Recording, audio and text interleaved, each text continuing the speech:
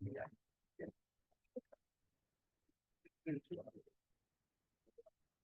ready?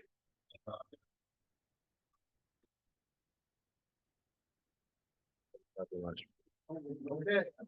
Ladies and gentlemen, we're gonna begin. So, welcome, good evening to the 10th REMAC meeting. We're gonna start with a roll call attendance. If you can give out your When I call your name, please say present. Robert Winchell, Joseph Schenker, here. Michael Batch, Robert Ackerman, Laura Ivaholi, Mr. Matty Pink, Wallace Carter, Eric Cohen, Kelly Hastings, Present. Kevin Minjell, Cindy Basilios, Grace Cacciolo, Present. Jerry Gonzalez, Glenn Asada, Here. Riley Kaufman, Present. Ethan Rice, Present. Eleanor Lai, Alternate here. Sophia Jordan Organs, Here.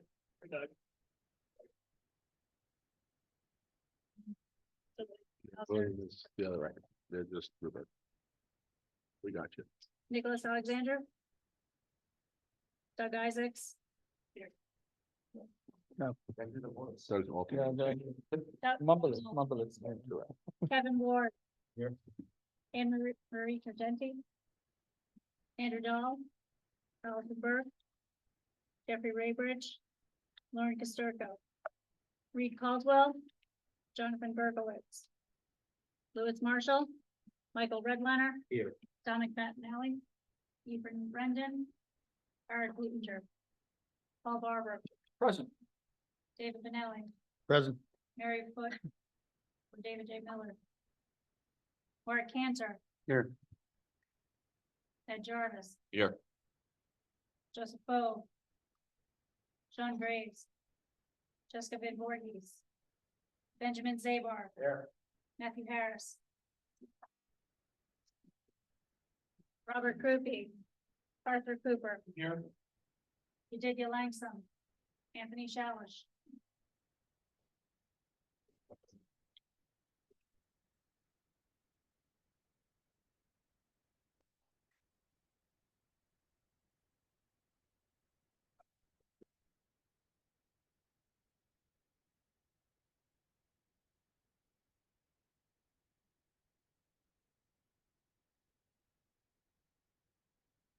we have a quorum. Okay. Well, for those of you who came, thank you very much. We're gonna go a little out of order today, just because Dr. Benelli has previous engagement. So we're gonna start with the medical standards committee. Don't want to And then approve I'm the gonna- minutes and We're things? gonna get to that in a second. But I just want to say, we're gonna start with that, and then we're gonna get back to the regular agenda. So we'll go with the minutes, and then we'll go to correspondence after medical standards. So first, we'll start with that. Oh, sorry, my bad. Is that better? You can take mine over here. I'm good. I have. Okay, so. Has everybody had a chance to read the minutes from the last meeting? They were circulated via email. Can I get a motion to approve the minutes? To approve. No? Okay, so move. Hey, Nadia, can I call you later? I'm in the middle of. All right. We are going to Okay, now I have your number. Thank you. go now to the medical standards committee report, and then we will come back to the rest of the agenda. David. Thank you very much. So I'll turn it on, or is this on? Dr. Benelli, you can't leave until somebody else does that. I'm sorry? Oh, yeah, I'm the number that, I'm the, Oh, perfect. John's not here with me. Yeah, now we're set. Go ahead. thank you, I owe you one. Okay, so, you hear me? Okay, cool. So thank you. Medical Standards met 2 weeks ago, at 3 p.m. Virtually, I'd like to point out. And, we have 4 protocols, actually 3 protocols and 1 GOP change that we're gonna bring forward from a second in motion from, Medical Standards for approval at REMAC. Where would we start? Let's start with eye injuries. We're gonna have a disco version of this. I apologize. Let me try to disconnect and reconnect. Oh, okay, we're good. So over here, this is the eye injuries for adults and pediatric. There isn't much change in the protocol. The only change is to try to it's better wording. Section 5 was added, and it says hopefully you all got this by email already, and you had a chance to look at it. So section 5, protect the eye from further trauma by applying a bulky dressing or eye shield as appropriate. And then the rest of these sections essentially are unchanged, just the numbering is changed. And since the last bullet in section 7 is already, you think it will work? Yeah. No, you think it will work? Okay, let's see. Oh, no, wait. What's this? Let's just, it should go in. Oh. Yeah, it should go in.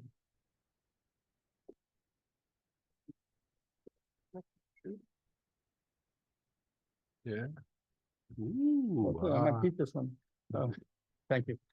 So since the last bullet in section 7 is essentially already mentioned in section 5, it was deleted. There was a lot of discussion regarding the wording about this in medical standards until we reached this agreed upon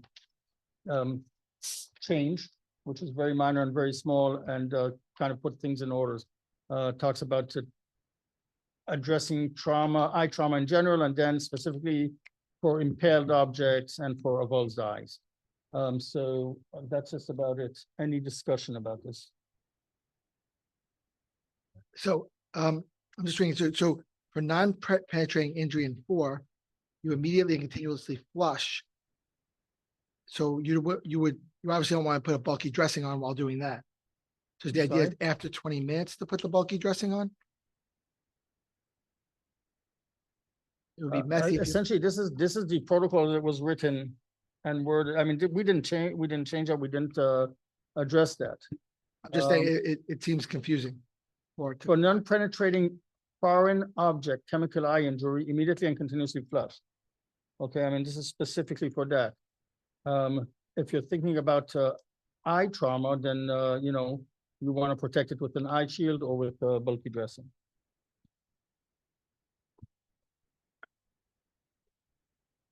Or just get moving as appropriate, because, you know, that's sort of a training thing. I would suggest removing where it says as appropriate, because either we're saying that when someone has a significant eye injury, we want them to cover it, or we don't want them to cover it. Yeah, but I think he has I think that appropriate makes it means, more but I think he has appropriate is for bulky dressing versus eye shield. Nobody's saying not to cover.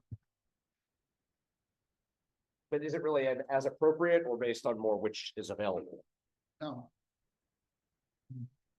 Okay, You don't I put a just shield- don't think you that's put a needed, shield but on- if you guys like it, sure.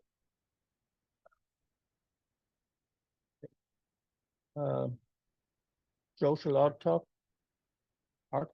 Yeah, Art, go ahead. Thank you. It's medical standards report, so you can. I appreciate it. Green is good. No, very good. Ren, This how's that? Why are you messing with him? Good. The green button up in the bottom is correct. Thank you. But what I will say is that turns out there is a brand new natural society on Alchemy. And so happens that the president of the association is a professor at Columbia and a good colleague. So if the committee would so wish,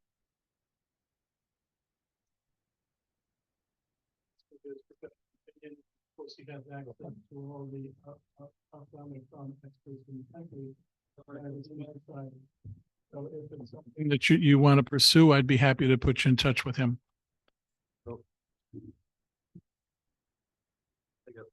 Joe. But just an opinion, I think that medicine here is fine. It's just wording it in a way that one line doesn't preclude the other. So if you're flushing for 20 minutes and then you're gonna put a bulky dressing on, you're gonna be sitting there for a very long time, which I don't think is the purpose of what we're trying to do.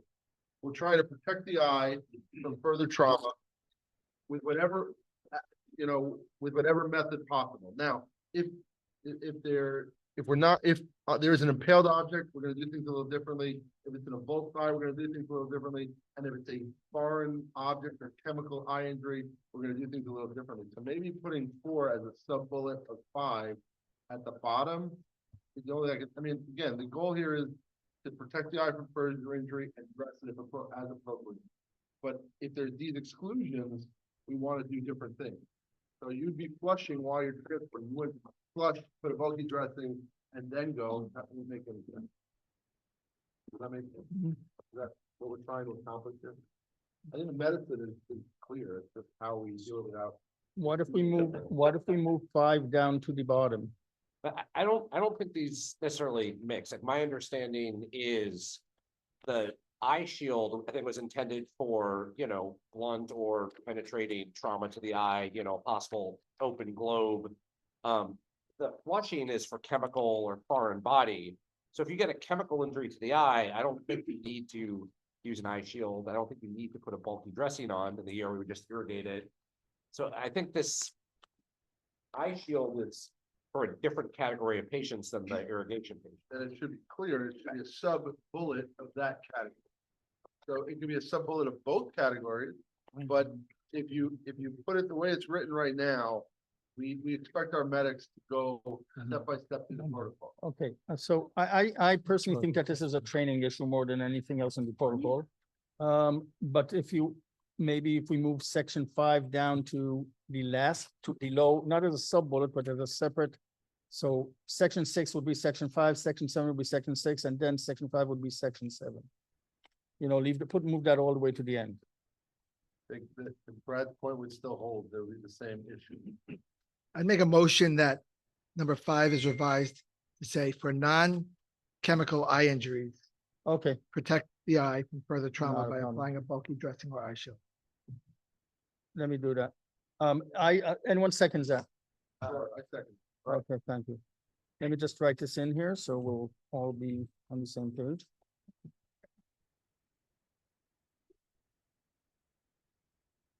So just I as have a reasoning, motion to modify Brad's motion. it Okay, sounds like let's- that's the let's get intent. together is to that- one- that this is, that Before I start Or- modifying. or, the motion. I think, are we just trying to say for eye injuries that do not require irrigation, Okay, protect the eye? are you okay with that? I'm okay with that. For eye injuries.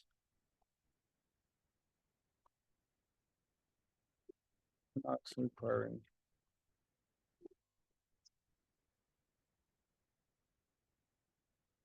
Okay, are we good with that?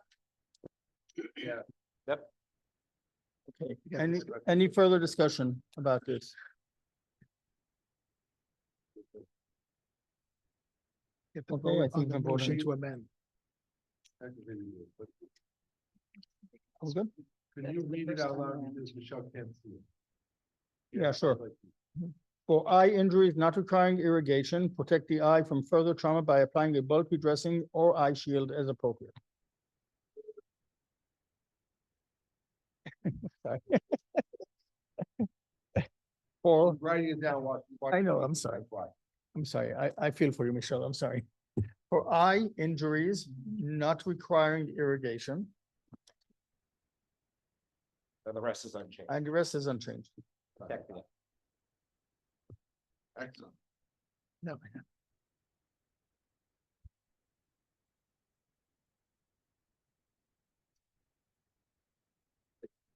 Sorry, I think it was originally You don't work very well. fine. I don't know. I could still be a pain in the ass. Earn your rights. That's right. We do. We have to vote on the amendment and then vote on the motion. Can we vote on both of them together? We can vote on the vote together. I'm okay with that. I'm okay with that too. Motion to vote. Okay, do we need to make a motion to vote both of them together and then vote on that too?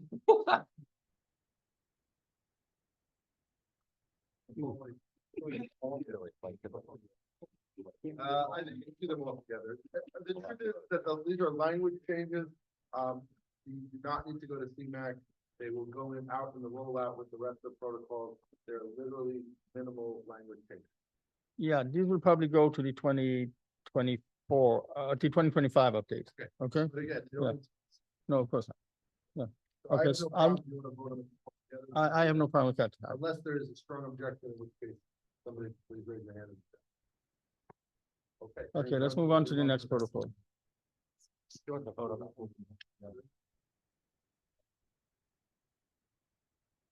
Okay, the next, Wait, do you want to vote on this one or that? no, we'll vote on them together. Okay. We're gonna miss these suspense. Okay. Voting down. Guys. So, From a procedural perspective, it's easier for Michelle if we vote on them individually. So we're gonna vote on this one now, and then we'll vote on the second. Sorry. Dave. Let me bring that back up. All right. So. This is the eye injury protocol. Protocol. That's what we're voting on. So you say there, was abstaining. Bradley Hoffman. Yes. Jerry Gonzalez. Yes. Nathan Rice. Yeah. Sophia Gordon. In favor. Nicholas Alexander. Doug Isaacson, William Hauser. Yes. Jeffrey Raybridge, or Lauren Starkville. Yeah. Reed Caldwell or Jonathan Berkowitz. Yes. Louis Marshall, Michael Redlander. Yes. Jessica Bo. Arthur Cooper, Yes. Robert Winchell. Ed Jarvis, Yes. Mark Cantor. Yeah. Robert Rupi. Mary Foot. Laura Abigoli. Matthew Fink. Or Wallace Carter. Kevin Manjal. Yes. Cindy Basilios. Matthew Harris. Jessica Van Voorhees. Benjamin Zabor. Aye. Paul Barber. Agree. David Finelli. affirmative. Eric Luttinger. Motion carries. Okay, let's move on to the next one.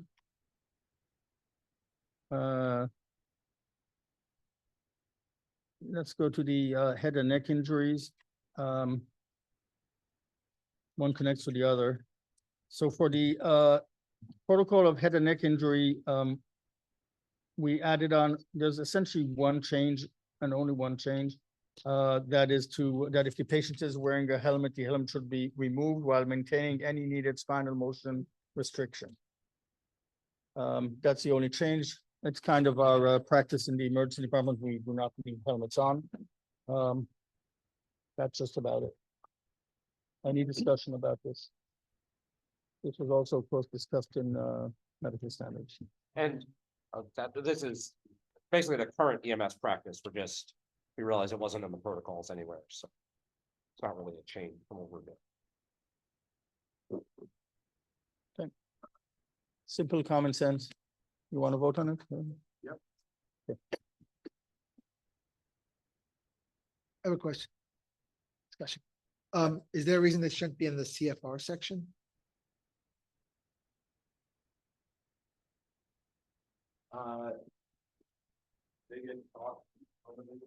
Yeah, I could dig it. I believe it's because helmet removal is generally an EMT level skill, as far as I know. I don't think it's a CFR skill, but I'm not positive.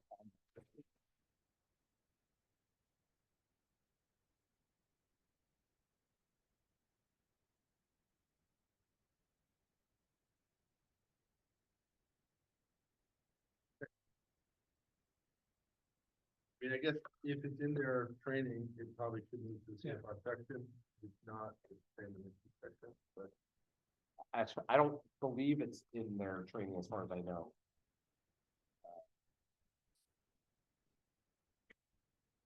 Life easier if we knew for sure.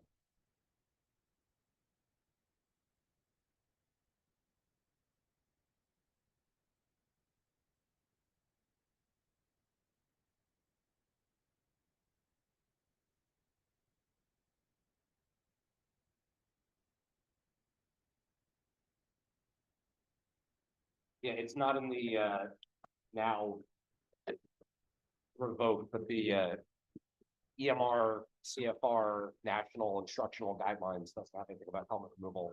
So I don't believe in the past it's been in their training or scope of practice. So Okay, It's something that maybe we can consider in the future. No? Cool. Any further discussion? Okay, so it's vote. Please say in favor, oppose, or abstain. Glenn Seta? Yeah. Bradley Kaufman? Yes. Jerry Gonzalez? Yes. Nathan Reisman? Yes. Alan Lai, Sophie Morgans? In favor. Nicholas Alexander? Doug Isaacs or William Hoffman? Yes. Jeffrey Raybridge, Lauren Pistarco? Yes. Reed Caldwell, Jonathan Berkowitz? Yes. Louis Marshall? Michael Redline? Yes. Joseph Bo? Arthur Cooper? Yes. Robert Winchell? Ed Jarvis? Yes. Mark Cantor? Yes. Robert Rupi? Mary Foot? Laura Abacoli? Yes. Matthew Fink, or Wallace Carter? Kevin Majal? Yes. Cindy Basilios? Matthew Harris?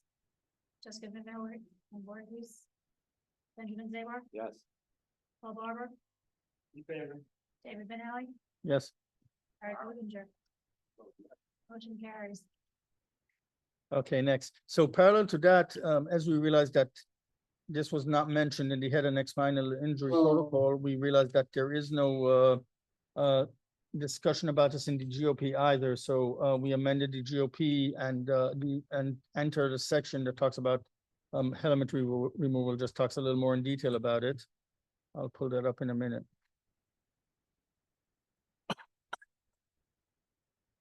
So it's right over here. It's hard to see on the screen. I don't know why, but there's a whole section about helmet removal. Again, you received this in your email, and I'll just read the wording of the for this helmet removal.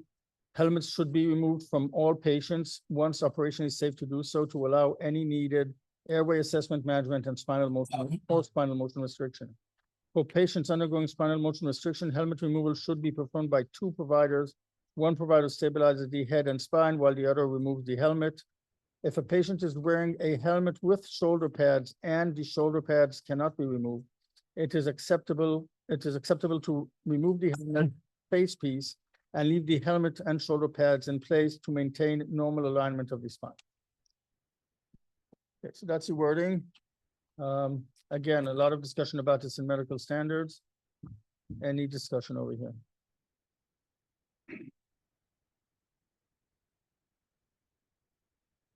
Pretty straightforward or common practice? Glenn.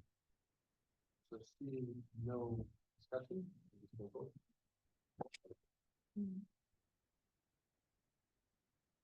I call your name, please say in favor, opposed, or abstain.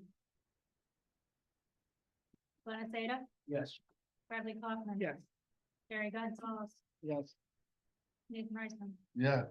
Alan Lai, or Sophie Morgans? Nicholas Alexander? Doug Isaacs or William Hoffman? In favor. Jeffrey Richard Warren Starko? In favor.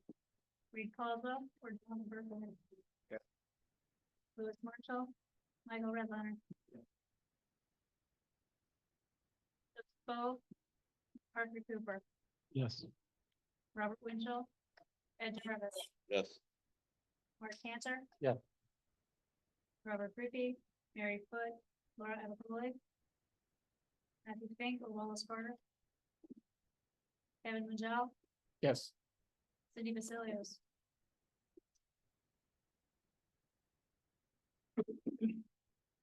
Matthew Harris? Jessica Voorhees? Benjamin Zabar? Yeah. Paul Barber? In favor. David Benelli? Yes. Eric Oettinger? Motion carries. Okay, thank you. The last protocol that's being brought for review and approval over here, second motion, is the bone and joint injury protocol. Just 1 second, we come up. Yeah, so the bone and joints injury protocol, adults and pediatric. Again, minor change, but an important one. Not much else in the protocol, nothing else changed in the protocol. Section 10 in DMT section. For suspected instead of isolated. So for suspected, closed. Mid-thigh fractures, apply a traction splint. Was there anything down in here that we added? Oh, yes. And then in the key point, in the key point considerations, we added the second bullet. Depending on the traction splint device used, evaluate for any suspected injuries up to the pelvis, knee, lower leg, or ankle on the same side of the injury prior to use, as these may be contraindications to traction splint. So these are the two changes. I'm sorry, I can't think them, maybe I can, but it's even smaller. So section 10 and we changed from isolated to suspected, and we added on some clarification down here in the key points. Again, common practice. Any discussion?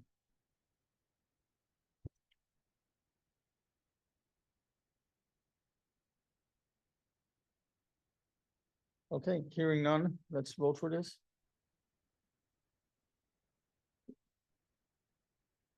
When I call your name, please say in favor, oppose, or abstain. Glenn Aceda, Yes. Riley Kaufman. Yes. Jerry Gonzalez. Yes. Nathan Reitzman, Yeah. MLI or Sophia Morgan. In favor. Nicholas Alexander, Doug Isaacs, or William Johnson. Yeah. Jeffrey Raybridge or Warren Castarco, in favor. Reed Caldwell, Jonathan Kirkowitz. Yes. Louis Marshall. Michael Redline. Yes. Spo. Arthur Cooper, Yes. Robert Winchell. Ed Jarvis. Yes. Mark Cantor. Yes. Robert Krupe. Mary Foot. Art F. Foley. Matthew Finker, Wallace Carter. Kevin Minjell, Yes. Cindy DeSoto. Matthew Harris, Jessica Van Voorhees, Benjamin Zabar. Yeah. Paul Barber. David Benelli, Yes, Eric Boltinger. Motion carries. thank you very much. These are the, that's the end of the protocols that are being brought for approval, a second in motion.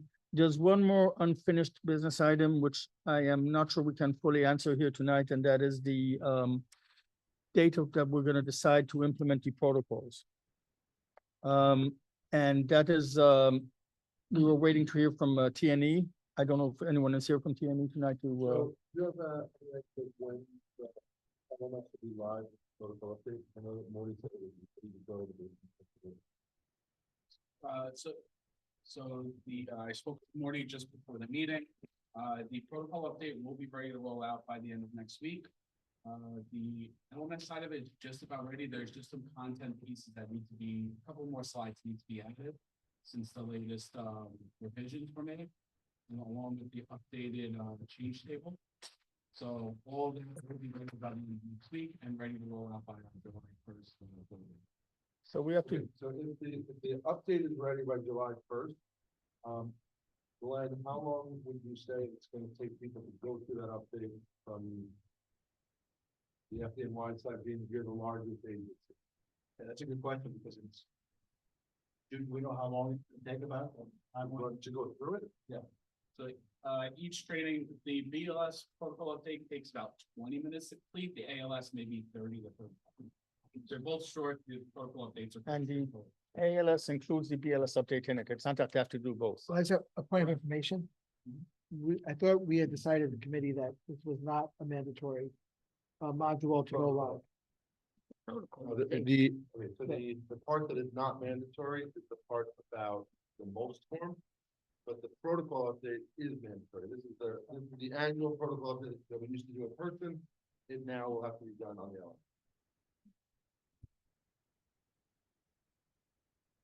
Yeah, no, that's a good point. I mean, time-wise, it's short. I mean, it's, you know, protocol update, they obviously have to go through. It's a lot easier for us when in the past there was something that's hands-on, we used to put out a medical affairs directive, which are gonna about that. This is similar to LMS, but they have to actually go on and, you know, how accountability wise, how we're gonna know if they'll go on. So I believe that the agencies do have access to tools from their agency. Yeah. So I could say that for the last protocol update, it took the fire department medics a little over a month to be most. Most. BOT had said 3 months. That's why I thought when we discussed, it wasn't going to be mandatory. we always think about 3 months. I mean, it sounds such a short, easy thing, but. No, I agree. That's why I'm trying to figure it out based on that number. I mean, if it's gonna be live July 1st, we could say that it's, the implementation date is 3 months from July 1st. I think that was not a reasonable time, so that would be July, August, September, and I guess beginning of October. Yeah. I think What about the that's a lot. CFRs? What do we all think? What about the CFRs? I They're don't not think we- in LMS. I don't think we really change, our CFRs doing LMS?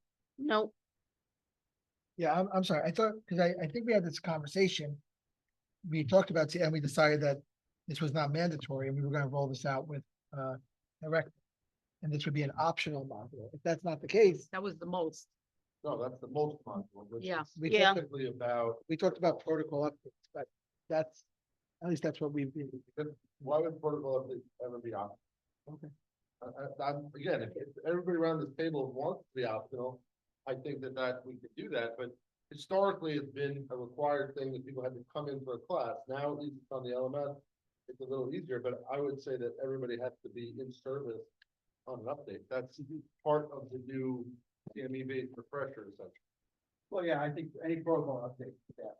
But I mean, that's, in the past though, I think our first round, we did it as, we had tested that. We put it in the first round as well. Because we didn't even have everybody signed up though. But we still don't have the CFR. Then how would we get the The CFR not. Right, so we'd have to have CFRs. Not to open a can of worms, but just a reminder that, the REMAC does not credential EMTs or CFRs. And I don't think we ever really figured out what mandatory means in the, as far as EMTs and CFRs. Right now, we have mandatory REMAC things for the medic credential, like re-credentialing.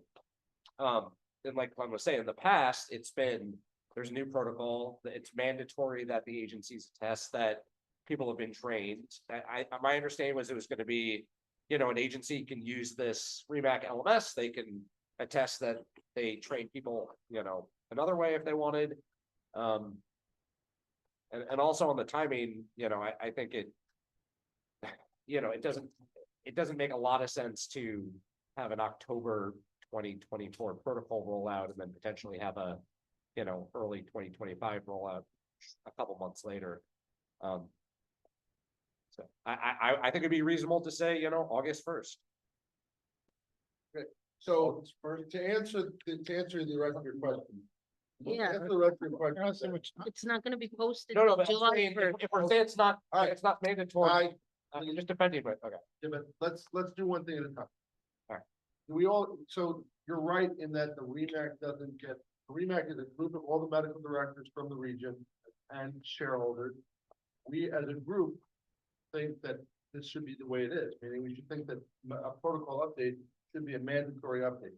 If everybody at this table said we don't think that, then we can have that discussion as to whether or not it should be mandatory. But I think if we're maintaining a standard in the region and the standard changes, we should make sure everybody is updated with that new standard. That should be mandatory. That's my opinion. Everybody around here has their own. Right. So that's number one. The second part of that is, it used to be that you would have it in service, and that's why it took however long it was, you'd have it in person. So now the LMS is making it easier. Now, I don't know, Joe, is there a way for people to attest? But I would say that if you're gonna do an attestation, you'd have to bring everybody in for training and then do an attestation for that. Because otherwise, how do you know that happened? I mean, especially if it's not mandatory and updates like this where there's not a whole lot of fundamental changes, what's happened in the past is, a medical affairs directive went out and we said that's how we've trained everyone. So that's what I'm saying, August 1st, if we're saying it's not mandatory, agencies can use the LMS if they want, or they can do their own training in person or another way. It's up to them. If everyone's saying It's mandatory. is The that, only part that wasn't mandatory was the most training. because we went live with it right away because the state had already put it out. So that was not mandatory. Protocol updates are mandatory. They always have been. The only difference is we moved it from in-person to the LMS, which theoretically should make that easier. But it's always been mandatory to do a protocol update. I don't know that we've had every year, every protocol update has had an in-person. So either way, I think we have to decide, so now, this is not something we discussed, but we have to get CFRs, are they all, maybe we have to get them all registered for the LMS and get them all on board. I don't think those conversations have even started. I'm leaving so I could say whatever I want. What protocols do you use in New York City? Use the REMAC protocols, New York City REMAC, that have been approved by the state to be used here. So if we're updating our protocols, everybody needs to take them, and they've always been mandatory, just as Dr. Schenker said, before it was in person, now it's on the LMS. For every agency, probably, except maybe the fire department, it's gonna make it easier. Those agencies are delighted that they could just tell the people, get this done and show me your certificate. I don't know how you're gonna do it in fire. You can certainly choose to do it however you want, as long as we get the information on the LMS. And they need the credit in order to get their REMAC cards. I'm not trying to say. But I it's understand. still all part of it. No, I understand for ALS, it's mandatory. I mean, maybe I missed it. Are we saying that BLS it is? Everyone's agreeing that every REMAC protocol update is mandatory, that BLS is gonna go online and do that training. The other problem All right, is. Glenn, Joe, and then Paul. No, go ahead. Anything mandatory, are you even on the page? We have to figure that part out too, because the first time I think Ray, you were able to talk to our budgetary commissioner about money. There's been no discussion so far, right? If we- Even a mandatory, 3 requirements are mandatory. Right, so that's a huge budgetary thing, so We'll need to, not knowing when it was gonna start, I mean, now you're saying August, no effing way we're gonna be. If LMS is mandatory, I'm not saying all. Who the hell do you work for, right? Because you work for us. Hey, we gotta get on the same page. These are a lot of issues. Well, let's get on the same page then. Does everybody around the table, let's have a discussion about this. Does everybody agree that a protocol update should be mandatory? Now, the most form, which is a lot of more education and it's already live, the state made it live. I agree that should be option, but the protocol update, that should be, it makes sense that should be mandatory. Is there any disagreement or discussion about that? Okay, hearing none, let's talk now about when we think it is feasible to go live.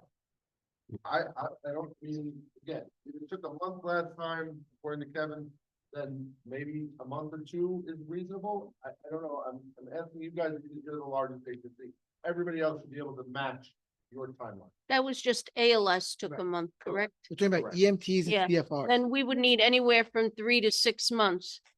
Usually whenever we roll out anything mandatory for us to get the whole EMS, not CFR, just EMS. When we roll out anything mandatory, it takes us up to 6 months. Okay. And they're talking to include But CFR. Does that include when they come in and have to do the training in person? That's Because the only this is- way mandatory has been in the past. But I'm saying now that it's on the LMS, is it, maybe it's maybe it's an could easier probably process. Done quicker, but again, we have to talk to budget and the unions to ensure that they're okay for us to pay them.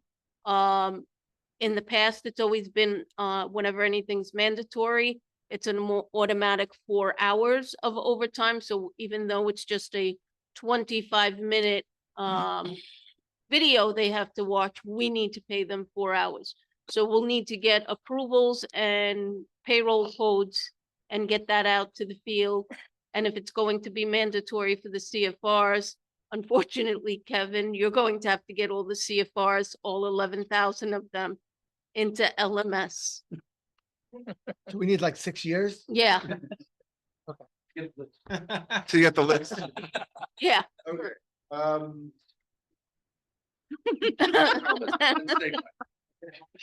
You deserve it. Okay. We may need helmets once this rolls out. You know, I think the minimal changes, we could probably do it as a note. Okay. You know, these are the changes. I've done that in If Yeah. it wasn't significant, we were able to say, these following items have been changed. Right. That's sufficient. And again, people bring up the good point of, the medics have mandatory CME, we know that. But there's nothing for the EMTs and CFRs, we don't even. This we is don't even the know So if ho- they get the register onto the LS. right? So how about for us, for the fire department, ALS will be mandatory and we can put it out as a regular monthly journal CME. So it gets completed, but they'll have to complete it on the New York State site just for credit purposes. But we'll give them the regular CME code for that. ALS, BLS and CFRs will put out a medical advisory and send it out that way. And in order to ensure it's getting done, maybe send out signed receipts with them where each station and each company have to send us back a roster that all members have received a copy of the upgrade. I think this round, we're gonna have something like that, because you even try, we're considering CFR on LMS. It's just. So I just want to bring to the attention that we did this we already did this last year. The But we protocol- paid the EMTs. We got the budgetary code for it. I don't know if they're going to give me another, but especially since they just paid for a BOT mandatory update where everybody got 8 hours. And we're currently going. And other agencies have to struggle with how they compensate their providers as well for doing other forms of mandatory training. I'm just saying on the technical side, the EMTs, CFRs I understand are a little bit of a different animal, because it's somewhat of a different division. But in terms of the EMTs on the ambulances, those folks already did this last year with the BLS protocol updates. They did this with the New York State protocol updates when the state mandated that the protocol updates were done on the state updates were done on their outfits. That's totally understood, Joe. It's just, we're dealing, And then in terms of the ALS coordinators and the BLS coordinators, they're all set up for this and they've been maintaining these records for the providers. So I'm just saying they've done it, they already went through the fire once on this, at least for your EMTs and your medics. So it's not gonna be new for them. So yeah, no, that's totally understood. That's not the question. I don't think everybody went to LMS last. Yes, they did. So let me just. ALS and BLS went through LMS for the last year when we set up. Fire department perspective, obviously, there's a lot of figuring out to do. From the strict nature of the region, what do we think is a fair timeline to go through the LMS process? And again, if we have to do something where it's, for you guys, for ALS and BLS, break the make it mandatory, not mandatory, I think that's something we can discuss, but I think that as a region, everybody needs to be updated with, maybe make it non-mandatory for the CFRs, but for EMTs and paramedics, they have to know the protocol. That said, I was bringing up the fire department just because you're the largest group, how long it will take. Do we think we can get this done in a month or two, or do we need more time? Or should we set it as a month or two, and then if the fire department needs an exemption because of time, extend it that way? How about September 15th? That'd be what, like 2.5 months from now? I think we're setting us up for failure to begin. I mean, I think we need October 1st. October. Need what one? October 1st. I think. Even then, I'm not that confident. We started by saying 3 months is a fair time frame to get everybody on board.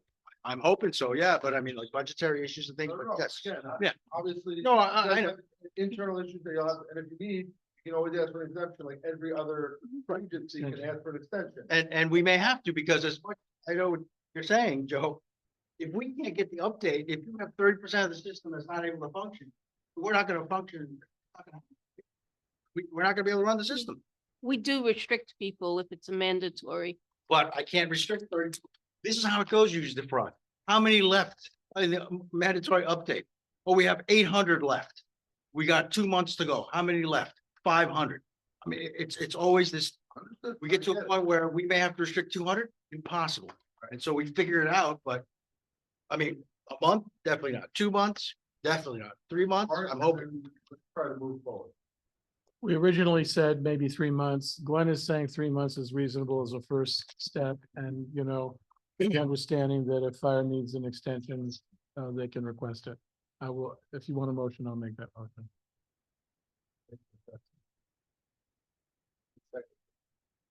Motion for October first. Yeah. So there's a second motion for October first. Paul, you want to say? Point of clarification regarding this deliberation. We make a lot of protocol changes. We just spent more time talking about the ability to implement the protocol and the lack of practicality in wordsmithing that we change on a routine basis. And we're now talking about changing protocols that were written in January and implementing them in October.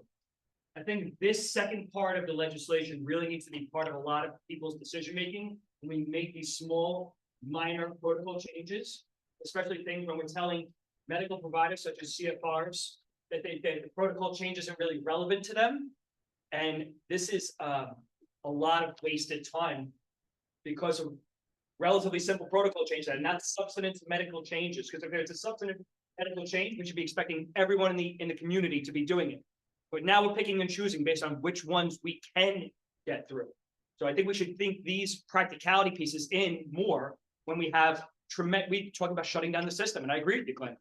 These protocol changes may or may not need to be done, but now we're voting on the ability to do them, even though we already passed them, which is just a hypocrisy of comedy. I mean, I hate to say this too, but with this LMS system, right? I mean, part of this is next week, we think it's going to be ready, right? It's not like we're waiting from January to now delaying this, right? Next week is the first time that we think it's going to be ready. So for us to not say, oh, July 1st, we think we want to get it done. That's not fair. I agree. I don't think it's fair to say that we can go live July first if the system is only ready July first. Agreed. But at the same time, to go through a 20-minute session shouldn't take 6 months. So I think we have to have a date that we're going to be, I think 3 months is reasonable. I think that's what we can go with. I do agree with Paul, though, that we have to consider that if we're making these little wordsmithing changes, maybe we roll that out on a 5-year cycle, like HA or something else. If there's a major change that needs to be made sooner, then maybe that's appropriate. I don't know that, you know, every time we make these little changes that we have to roll out a massive, I mean, all these 4 protocols that we just passed are little wordsmiths. So I don't know. I think Paul's right. We have to kind of consider that when we're making changes. Ben, and then we're going to move forward.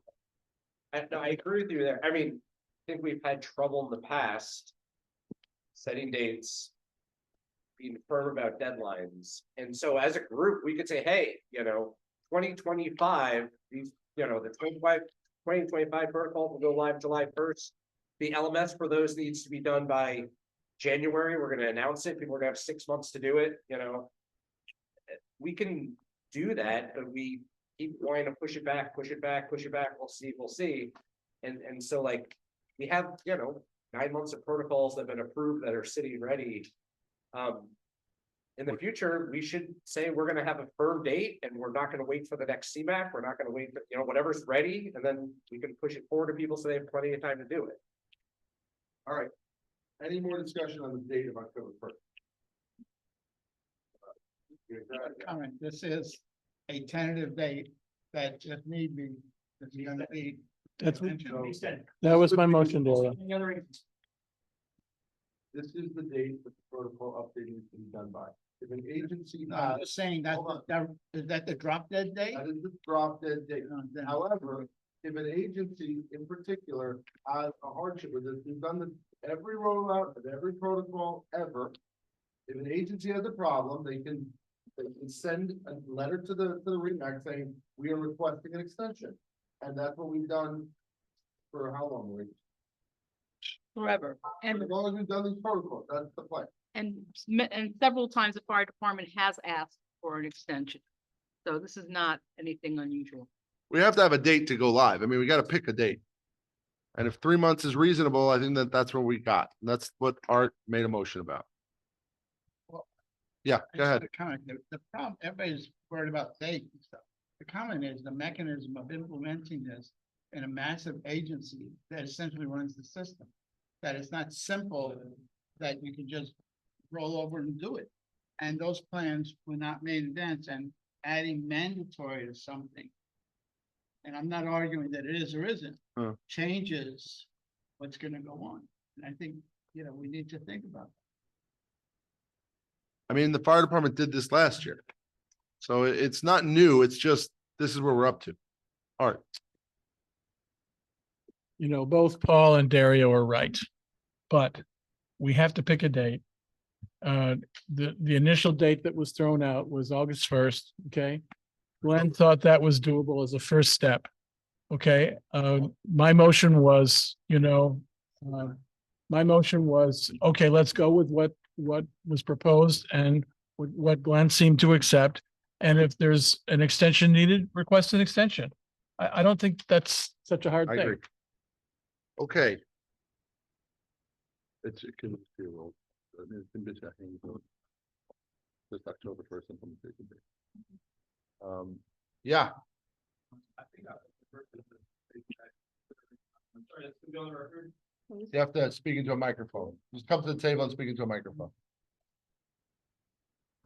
I think October 1st is a pretty safe bet considering how much EMTs and medics can like drag their feet, and that's without even having access to numbers. And then in addition to, just the fire department, everybody else. But if the date was October 1st or whatever it is, if everybody happened to get done by then, would you guys be able to push the date up for release? Could move it earlier? Yes. It wouldn't, I mean, again, if we're saying that October 1st is the date, then that's the date it would go out. It would be live. Okay. It's gonna, I mean, the protocol update will be ready, and most of these things are not like groundbreaking changes, but the completed update would be October 1st, that everybody would be expected to do the new standard. October 1st to me sounds like a good minimum. Thank you. We can Okay, discuss this at the September meeting. right, we can. Yeah. Keep moving it forward. All right, so it is on the table. It is an implementation date, it is not a protocol, so we can just take a hands vote for this. All in favor of October 1st as an implementation date, please raise your hand. That comes with the option. Yes. That option exists for any update date. You can always send a letter. That One, was part of my two, motion. 3, 4, 5, 6. 13, 14, 15, 16. 16. Okay, thank you. Okay. All thank right, you. anything else, Dave? No. Oh, Anybody opposed? Okay, I'm sorry. I apologize. you're never Dr. forgotten. Gonzalez was opposed. Okay, that concludes the medical standards committee report. Great. Thank you for letting me go first. No problem. I wish everyone a happy summer, and we will meet, the medical standards will meet sometime on a Tuesday in September at 3 p.m. virtually. Thank you. So it's virtual. Yes. Okay, I'm gonna quickly go through some of these things so that we can move forward. There's some enforcement actions that I'm just gonna read from DOH into our minutes. Brent Taylor from Geneva, New York, was revoked and annulled effective 5/21/24 for violations of Part 800. Not allowed to seek any recertification, license, registration, or certificate from the department in the future. Nicholas Shepard of Buffalo, New York is revoked effective 5/16/24 for violations of Part 800. Cody Minning is suspended for 3 years effective 5/15/24. Also for Part 800, the suspension is stayed pending a 3-year period of successful probation without further violations. Assessed a civil penalty of $4,000. Of that, $2,000 is stayed pending successful probation. Must complete ACLS and PALS at the direction of his medical director. Oh, nice. Brent Allspack from Pine Bush, New York is suspended for 1 year effective 5/6/24 for violations of Part 800. Assessed a civil penalty of $2,000. Of that, $1,000 is stayed pending no further violations during the period of probation. Nicholas Messina from Yonkers, New York is suspended effective 4/15/24 for violations of Part 800. And these all can be viewed on the DOH's website, which will be posted in the minutes. That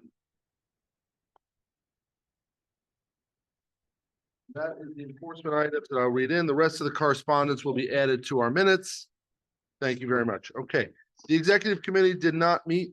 We did have a brief email prior to this meeting, just for the special reason that this is Marie's last meeting, and there is Kate for Marie. We have a chance. Share. Oh. We thank Marie for all of her work. It has been a roller coaster ride, and we really appreciate everything that she's done for the region. Okay. Speech. No, I'm sure she's gonna speak later. She's retiring. She can say whatever she wants. Okay, subcommittee reports. We're gonna go to certification and credentialing. Dr. Barbara. Charlie, can you hear me? Can you hear me? Doesn't count. Credentialing committee met June 4th. This past year, couple of items. Go ahead. Can he go quickly? Are you gonna be quick? Very. Yeah, good. Thank you. Go. Be quick, and then you're next. I'd be Go. The credentialing committee began reviewing its membership for renewal and review. Over the summer and prior to September, there will be emails sent out regarding OMC site credentialing. Basically, there hasn't been any medical control facility or medical control agency credentialing in many years. Agencies may have lapsed, organizations may have lapsed, new ones want to be approved. So there'll be some communications about site credentialing you may see come from the exec committee. Regarding the exam for the paramedics, we will have updated test questions in sequence with this date of October 1st for protocol updates. So anybody who's on the committee, please write some questions based on the protocols. Be some scorchers about that helmet stuff. And regarding medical control for the physicians, it's very important stuff. Medical control physicians, new classes are ongoing. Obviously, we're graduating the docs in June. The exam has been revised. You may see a 45 question test because we pulled out all the ET3 items. Pass rate is now, we made it 75%. Pending question line item review once people start taking the test more often. The sunset for the expired medical control providers is September 30th. So if you are expired, you can re-up no penalty until September 30th. After that, you'll need a fresh class. So you're expired. The iron is officially hot this summer.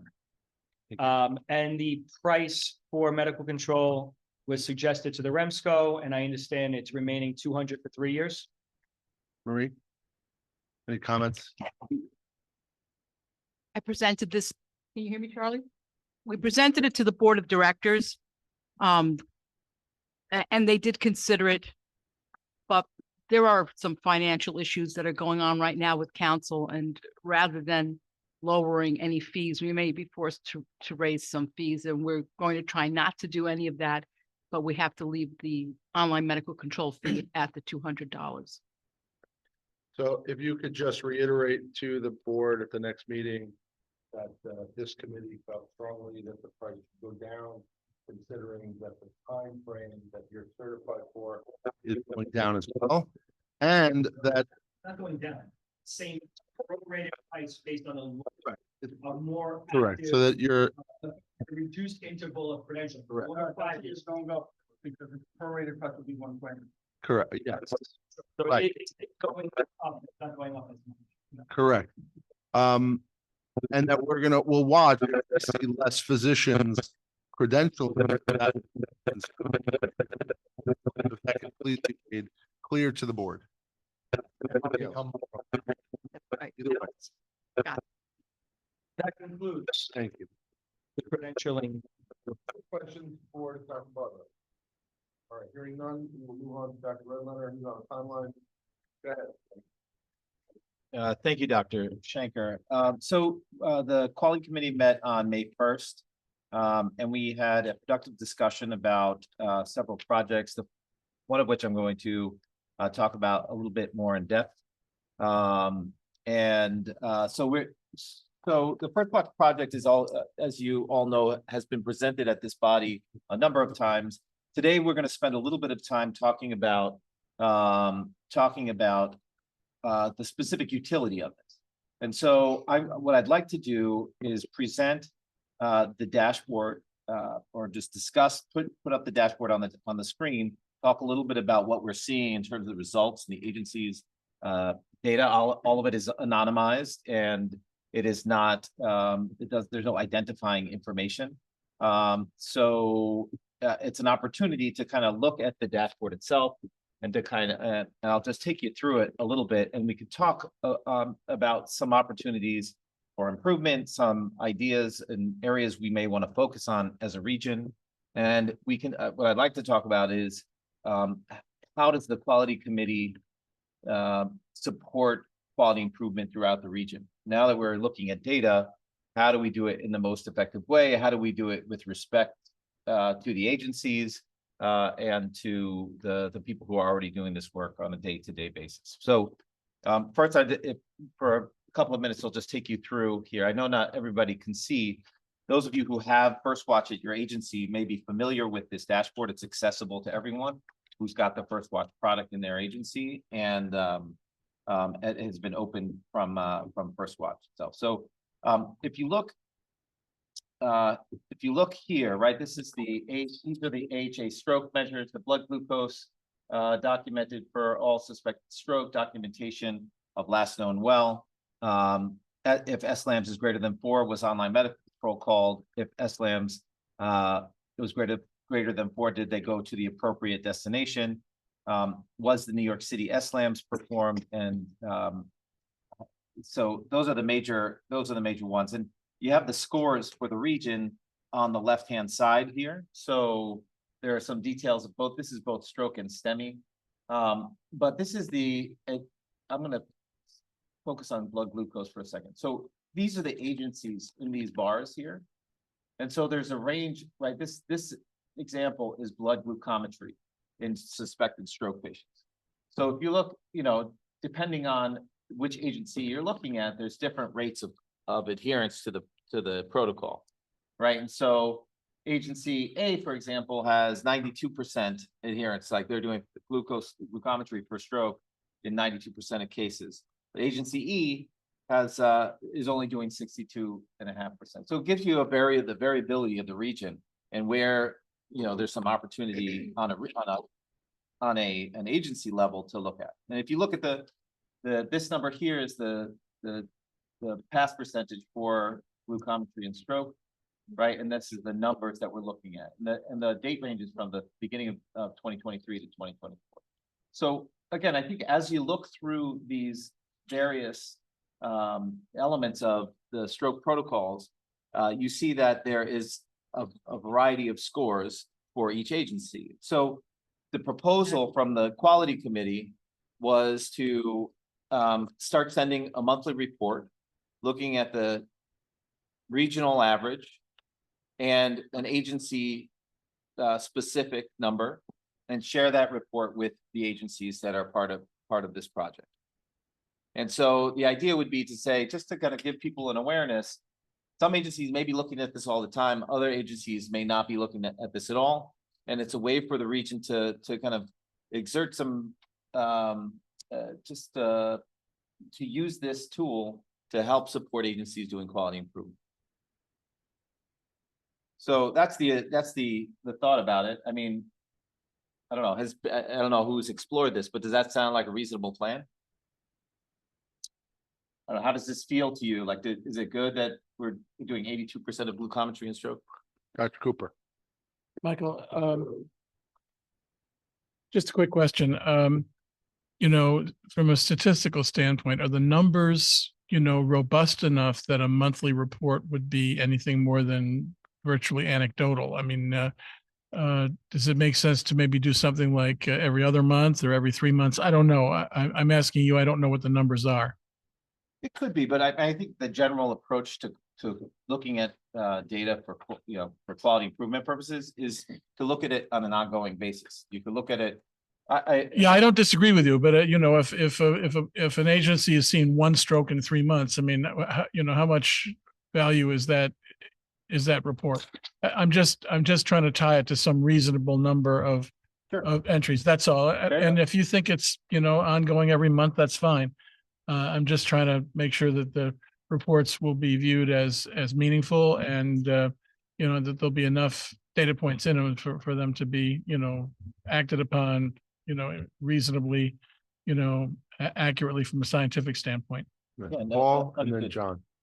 Paul? So having sat in some of the stroke meetings from the receiving facility side, I think they'll be very interested in this type of numbers.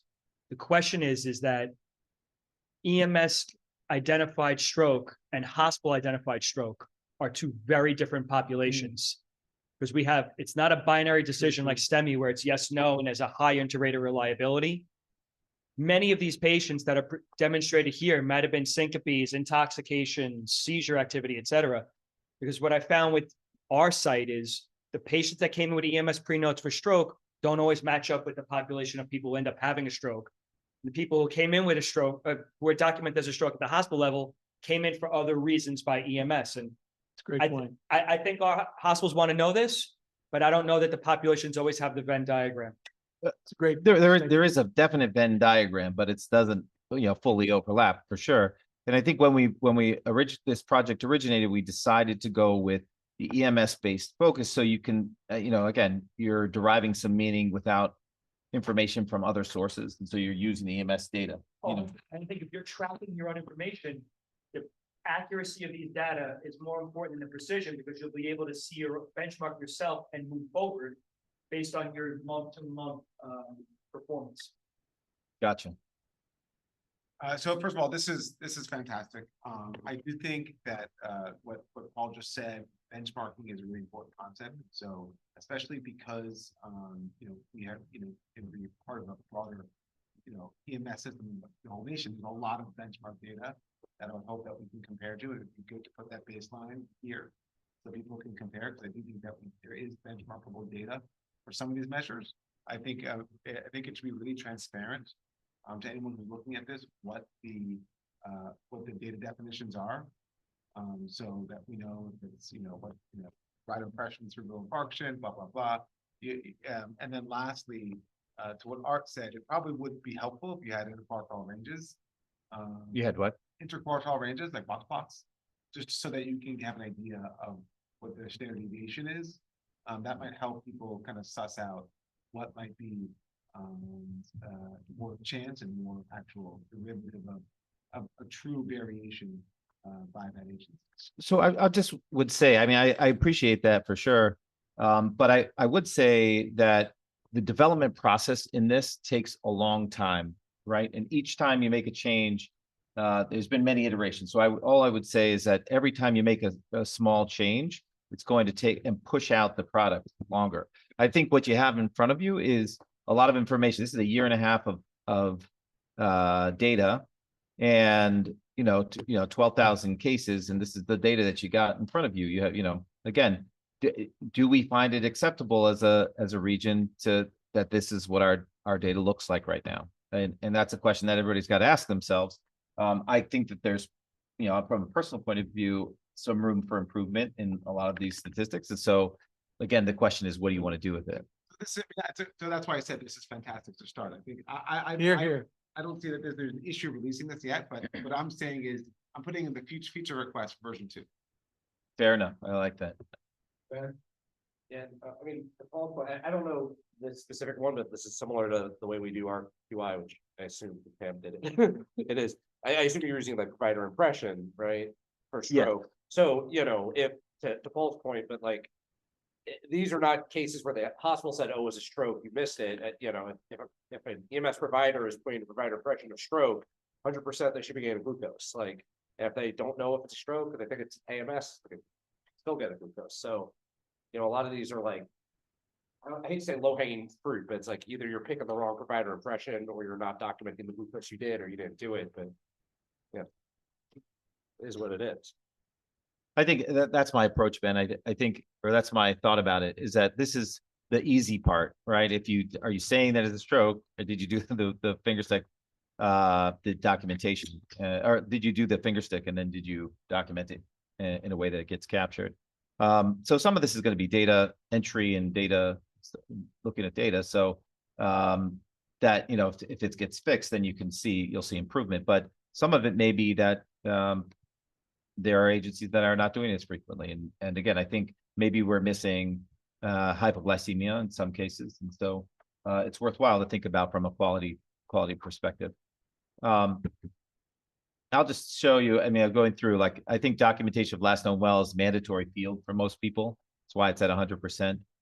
You know, again, this is an interesting case. If the SLAMs is greater than 4 was online medical control called, that's something that's interesting and very variable in the region. Again, there's probably some data accuracy issues around this, but you know, if this is something that we believe in, it's probably not where it should be. And then did people get to the right destination? Meaning, did they get to a comprehensive orthothrombectomy stroke center? Again, some agencies have higher adherence than others. Maybe that's an opportunity for us to look at. And then was the SLAMs performed if it was a stroke primary impression? Right. Obviously, some agencies are probably doing a mandatory input for that. But the question is, like, what, you know, again, we have this is all here. It's open, it's available to all the agencies that are involved with it, available to the region.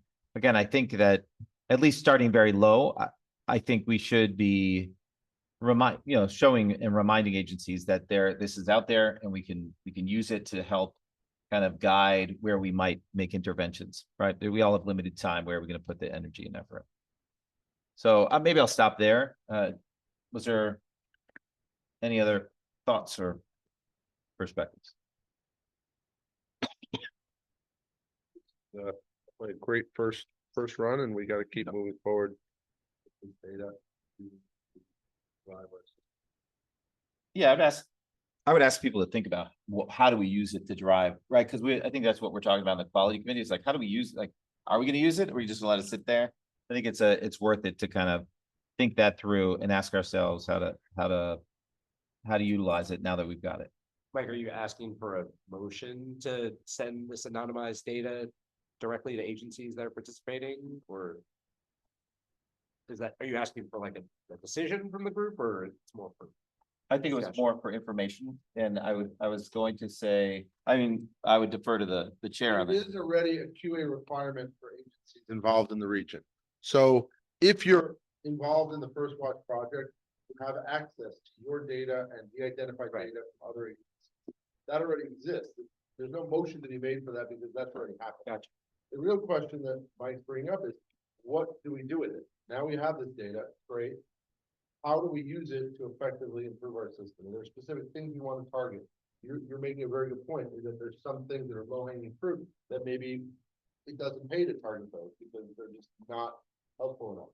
But is there other things that we can target based on what we see here? And what I would ask, and this can be sent out to the whole REMAC over the summer, please take a look at it, view it, see if there's things that we should be targeting using this information. And then in September, when we come back together, we can have a plan for the year of how to do the quality improvement part of quality assurance. I think we are making, I mean, I think you showed about not calling telemetry when the SLAMs is 4 or greater. In protocol, we made a change already to no longer not call when there's an exclusion, it's still call. You know, I think that was a attempt to improve that metric, so. Excellent. Mike, Thank you all. Nice job, Mike. It's the committee. Let's ask, to date, how many BLS IJOs? The reports are going to the state, and they're going to the region, that the Hudson Valley region. They're not coming to us, So as I know. we have asked for the agencies that are participating in the region to submit the data. So Scott, if you could send out a letter to those agencies, reminding them that they're supposed to be submitting data if they use it, whatever they send to Hudson Valley, they should CC to us. And do we know any additional agencies now? There haven't been any additional agencies. Two voluntary. Correct. Correct. Bless you. All right, anything else, Mike? That concludes my report. Thank you. Morty is not here, so we are going to defer the training and education report to our next meeting. Although Joe has mentioned that the LMS could be ready to go by July. Dr. Berkowitz, interfacility task or tag. So I haven't had sufficient time to review all the information yet, so I'm gonna have that for the next meeting. No problem. By then, I'll probably have something. I'm also wondering if some of the legislative stuff that's going on may have impacts. Great. Is our perspective on in facilities that we actually regulated or. Thank you. Any questions for Dr. Berkowitz? Regional council update. I will ask the Maria. All right, so I'm just gonna highlight a few things. There are a bunch of people appointed to the REMSCO or not even gonna discuss those here. Those will be in writing in minutes. What I do want to mention is the winners of the EMS Week Awards that were handed out in May. ALS Provider of the Year was Davin Sloan. PLS Provider of the Year was Frida Kumar. EMS Educator of Excellence Award for Government. The Harry Weber EMS Leadership Award went to our very own. Yeah. Excellent EMS. Get rid of them. Excellence in EMS quality and safety went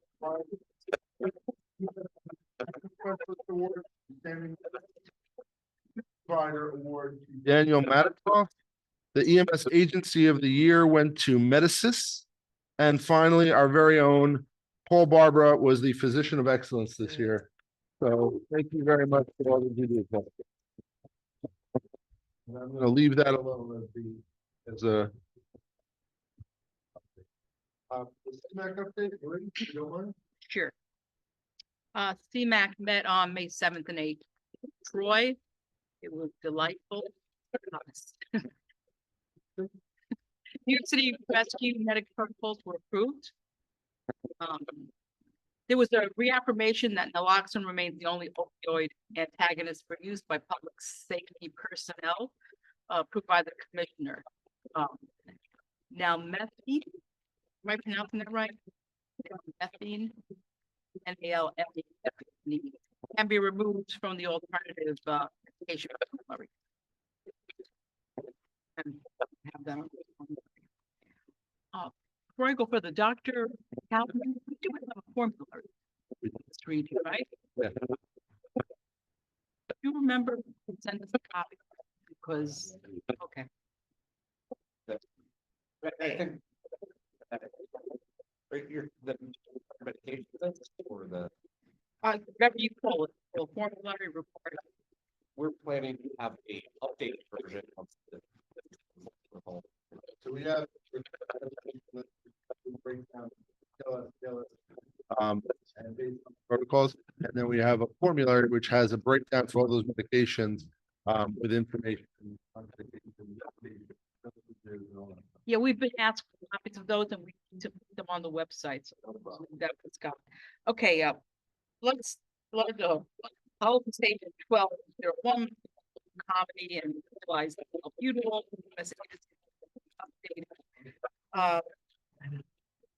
Those of you who are medical directors for agencies, limited license.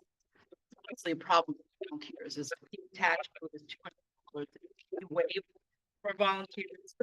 They read the law and decided not being waived anymore. So we're fighting that also. Okay.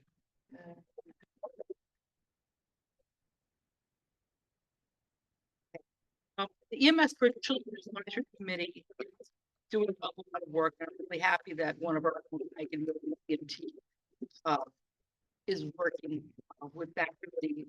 She's working on the length measuring tape.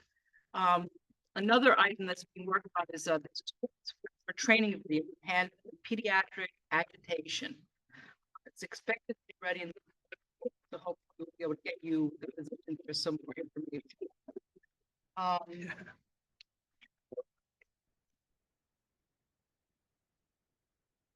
just trying to cut this as short as possible. That may be it. Okay, part 5 of the executive budget, for those of you that were covering legislation, was not passed. Neither were quite a few of the things that we wanted done, but it is what it is. The state is in the process of filling a state EMS medical director position.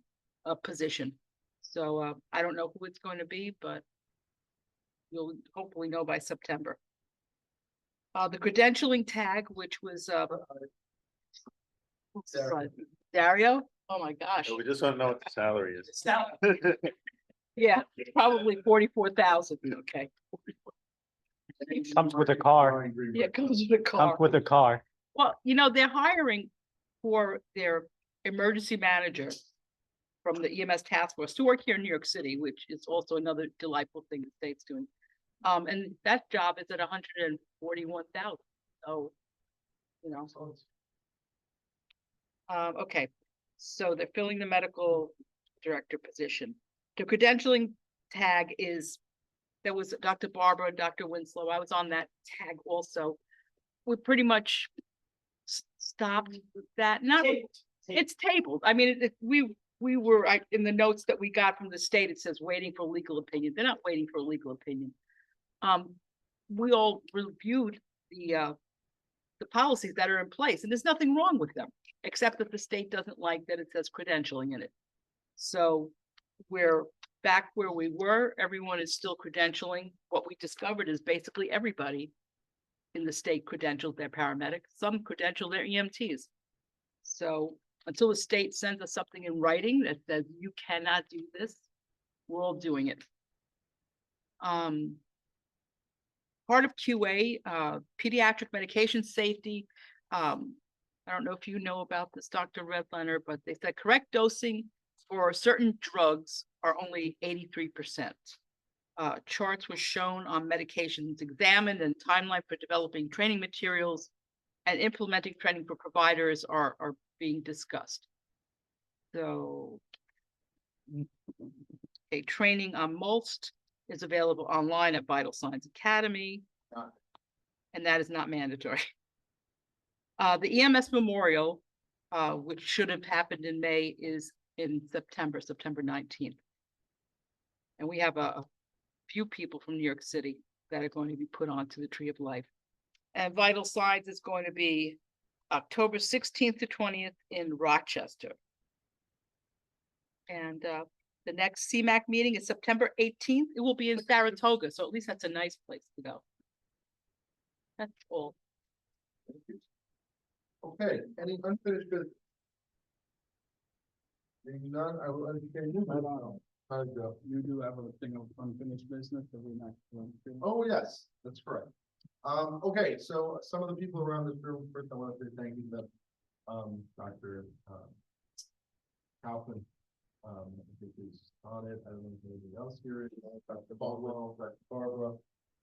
We have started the REMAC online medical control virtual facility. This will be available to volunteers who've been having trouble finding online medical control facilities.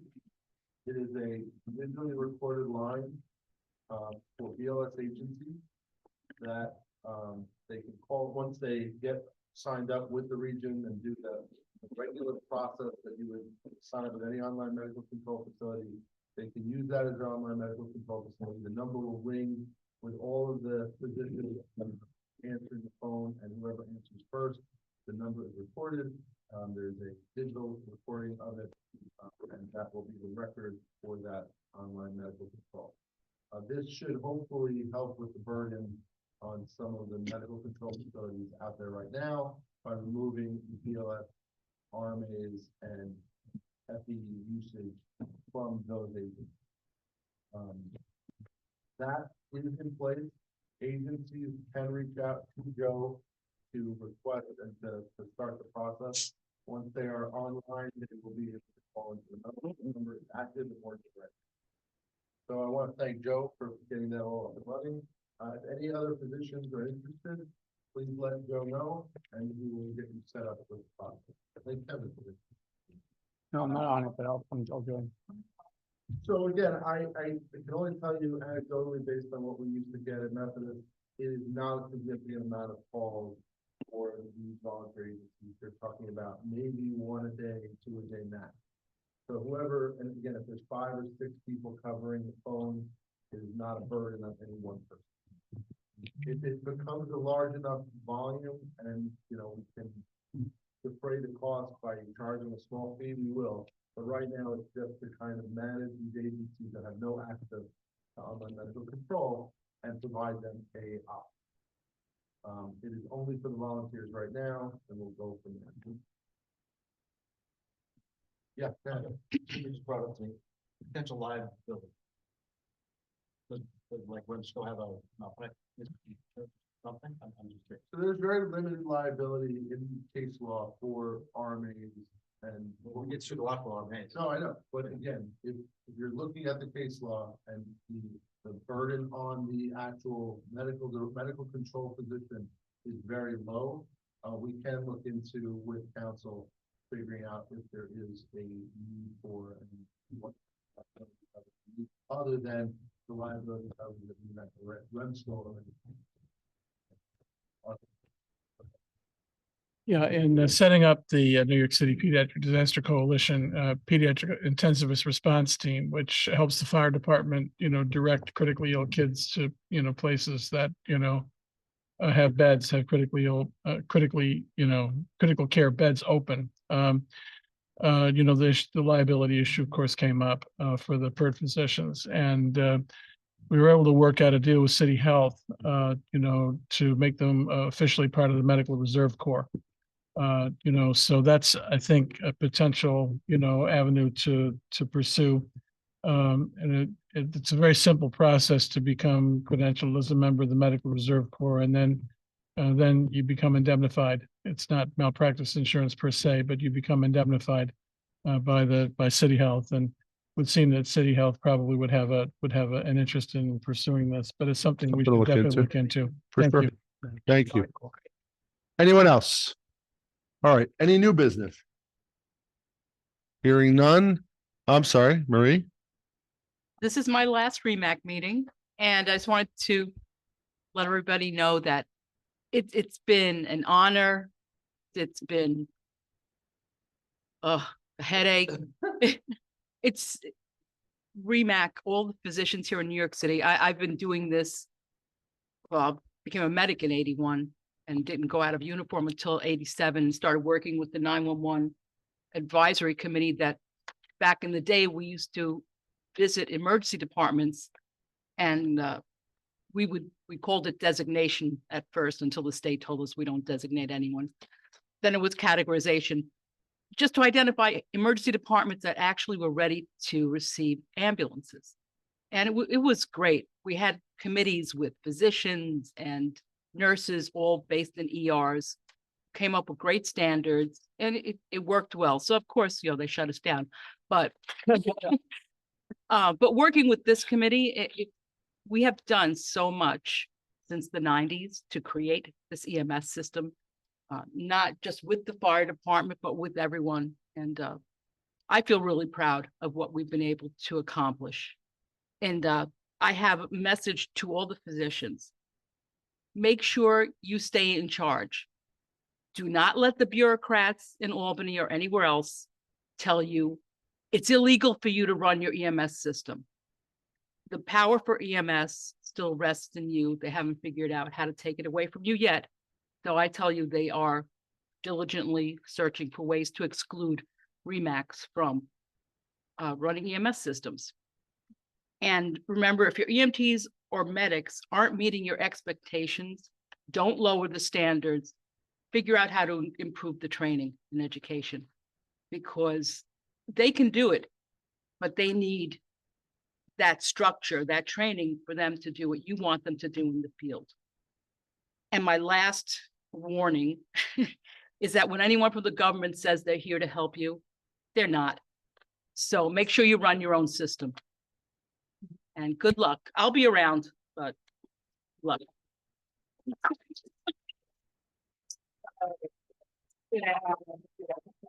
Thank you. Thank you. Do we have cake now?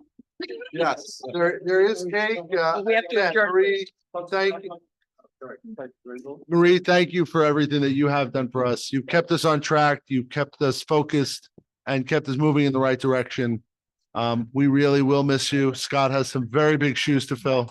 He's gonna do And great. he's gonna do great. I'm sure you'll still be here. Remember that everybody who retires from REMSCO doesn't really get to retire. So we'll see you next year. Okay. Thank you all very much. Have a great summer, everybody. Did you adjourn? Yes, we are adjourned. There is cake. Please enjoy.